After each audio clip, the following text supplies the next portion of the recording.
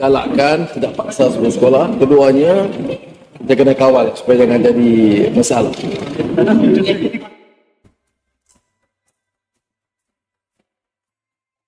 Itulah lucunya sikap kaum Melayu Malaysia. Mereka sok membela Palestina, tapi mereka seolah-olah lupa bahwa Malaysia sendiri bikinan British, seperti halnya Israel. Nah, sebelum membahas hal ini, ada baiknya kita mulai dengan membicarakan bahasa Indonesia, yang ujungnya juga sampai pada urusan Israel dan Palestina. Saat ini bahasa Indonesia memang makin populer di Malaysia, walau sulit juga Malaysia meniru bahasa Indonesia secara total. Itu karena sejarah bahasa Melayu Malaysia dan bahasa Indonesia memang berbeda. Lingkungan sosial, budaya, ekonomi, dan politik yang membentuk bahasa Indonesia pun berbeda dengan bahasa Melayu Malaysia.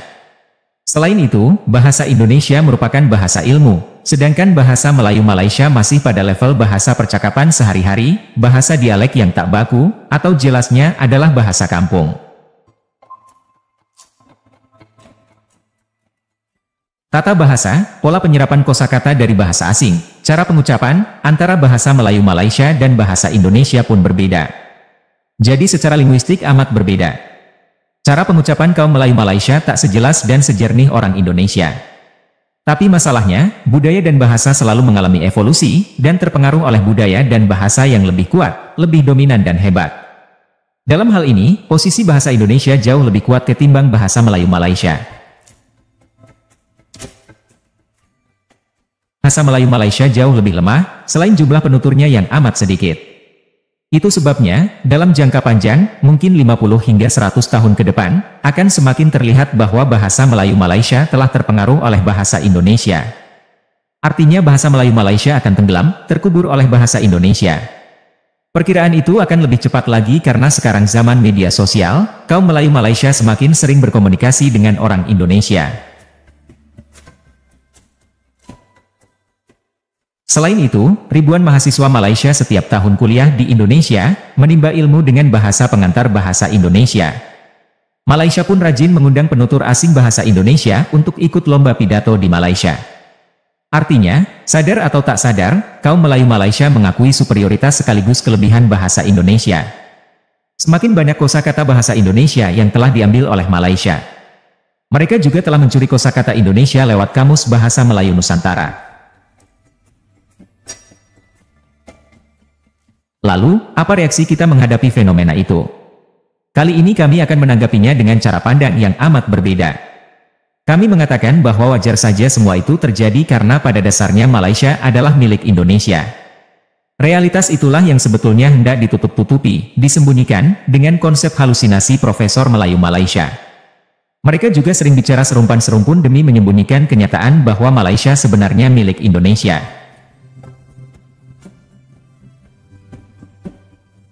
Kaum Melayu Malaysia juga sibuk menelusuri silsilah hingga Nabi Ibrahim, hanya buat menutupi fakta bahwa sebagian besar kaum Melayu Malaysia adalah keturunan suku-suku di Indonesia. Mereka adalah kaum pendatang atau perantau dari Indonesia. Itulah fakta pertama yang amat jelas. Mau percaya teori migrasi ataupun tidak, bukanlah perkara penting. Yang pasti adalah sulit membantah kenyataan bahwa sebagian besar penduduk Malaysia berasal dari suku-suku di Indonesia.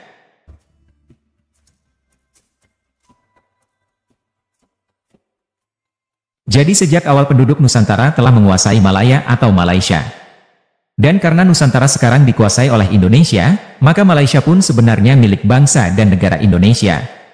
Tak perlu profesor yang hebat untuk menjelaskan logika yang paling sederhana ini.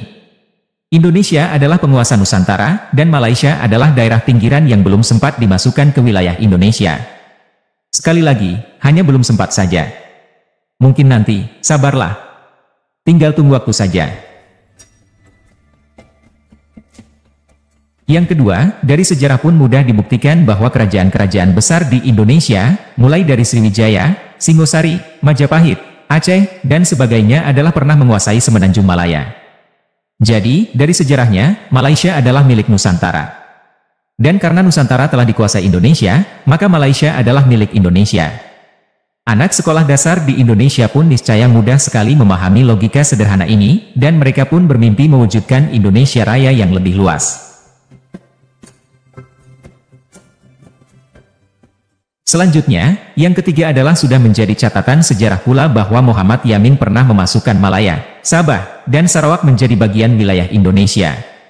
Yamin menyatakan pemikiran itu dalam sidang Badan Penyelidik Usaha-Usaha Persiapan Kemerdekaan Indonesia atau BPUPKI pada tahun 1945. Hal ini adalah pemikiran yang cerdas dari tokoh Sumatera, yang patut dikenang, kalau perlu dibikin patung Yamin yang besar di wilayah Sumatera. Berikut idenya itu. Pemikiran Yamin amat berdasar dan logis. Alasannya tentu saja faktor sejarah seperti yang telah kita singgung tadi. Kalau faktor penjajahan kita abaikan, maka sejak dahulu kala Nusantara adalah satu kesatuan. Dan penguasa Nusantara itu sekarang adalah Indonesia. Karena itulah, negara Indonesia berhak mengembalikan kedaulatan Nusantara yang luas. Nah, yang keempat adalah faktor serumpan-serumpun. Narasi ini sebenarnya sering disampaikan oleh Profesor Melayu Malaysia dan kaum Melayu Malaysia.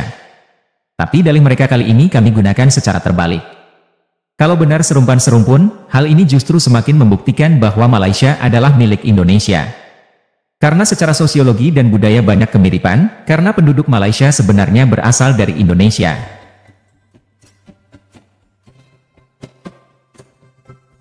Yang kelima adalah sejarah politik. Kita tahu bahwa para pejuang kemerdekaan di Malaysia sebenarnya tokoh-tokoh yang berasal dari Indonesia, atau berhubungan dengan Indonesia. Tujuan mereka pun ingin bergabung dengan Indonesia. Tapi banyak mereka yang kemudian dituduh komunis, lalu dibunuh atau dipenjara. Yang melakukan pembunuhan itu adalah British pada masa darurat. Itulah yang sebenarnya terjadi.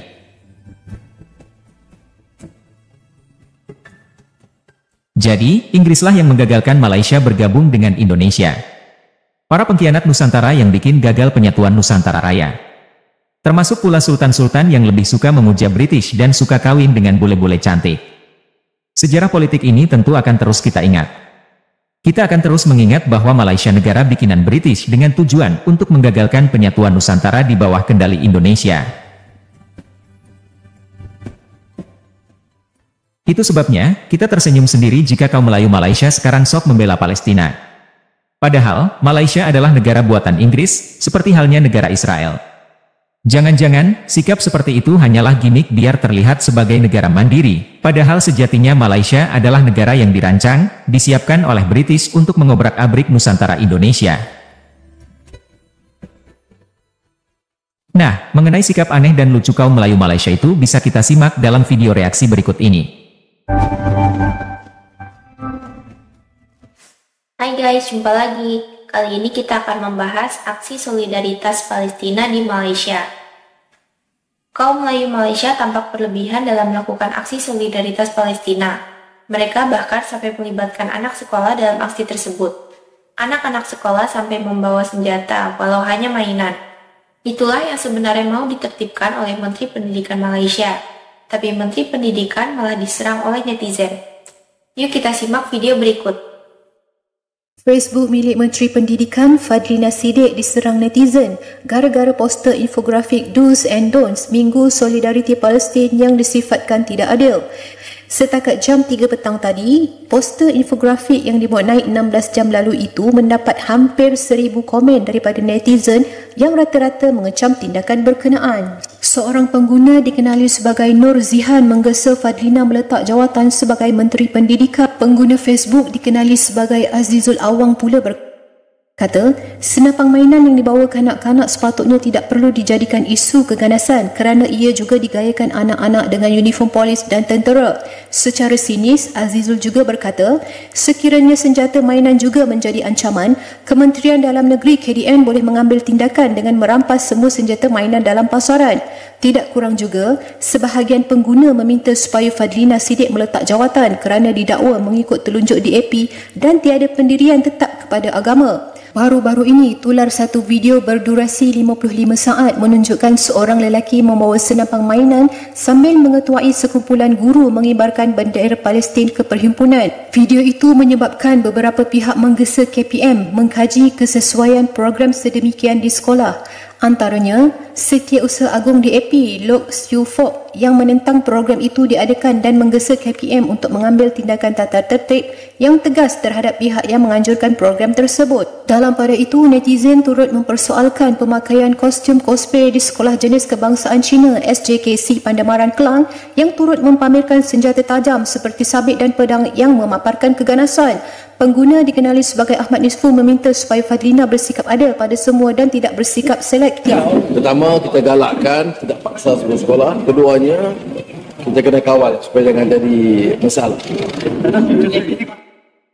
Begitulah guys aksi solidaritas Palestina di Malaysia.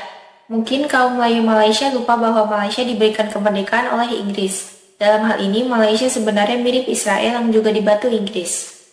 Terima kasih sudah menonton sajian kami, sampai jumpa lagi.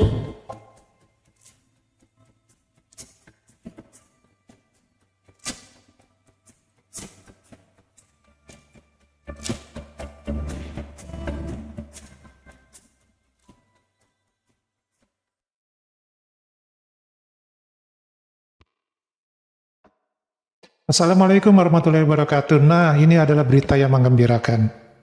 Ada pemikiran bahwa Malaysia itu adalah bagian dari Indonesia. Karena ini kalau menurut sejarah memang demikian. Hanya saja, dari sejarah itu menjadi takdir bahwa ternyata Malaysia tidak jadi menjadi bagian dari Indonesia karena campur tangan dari pihak Inggris. Nah, inilah yang membuat bahwa Malaysia ini sekarang posisinya adalah kurang menyukai Indonesia. Karena dia bagian dari Inggris. Inggris bertujuan adalah untuk memecah belah wilayah Nusantara Indonesia. Inilah yang sulit kita bisa terima. Tetapi hal itu jangan khawatir lagi karena kita juga secara mungkin kita tidak tahu ya kenapa ibu kota kita yang baru ini bernama Nusantara. Apakah zaman kejayaan Nusantara seperti zaman dulu itu menggabungkan pesisir-pesisir di Indonesia di bagian utara itu adalah masuk ke wilayah Indonesia sehingga kita punya nama ibu kota baru bernama Nusantara. Nah, siap-siap aja Malaysia untuk menjadi bagian dari Indonesia di masa depan. Nah, kemudian juga masalah dalam Malaysia di sini membela dari Palestina. Apakah diperbolehkan oleh Inggris? Itu suatu pertanyaan besar ya. Apakah boleh sama Inggris? Karena biasanya negara bikinan Inggris selalu masih di bawah kendali daripada Inggris. Seperti halnya dengan Israel. Tetap saja dalam proses sekarang ini terjadi perang dengan Palestina, Inggris tetap membackup Israel. Karena memang sejarahnya seperti itu. Jadi silakan komen di kolom komentar untuk Anda yang ingin menyampaikan saran dan menyampaikan kritikan terhadap informasi yang beredar pada video kali ini. Semoga sehat selalu. Wassalamualaikum warahmatullahi wabarakatuh.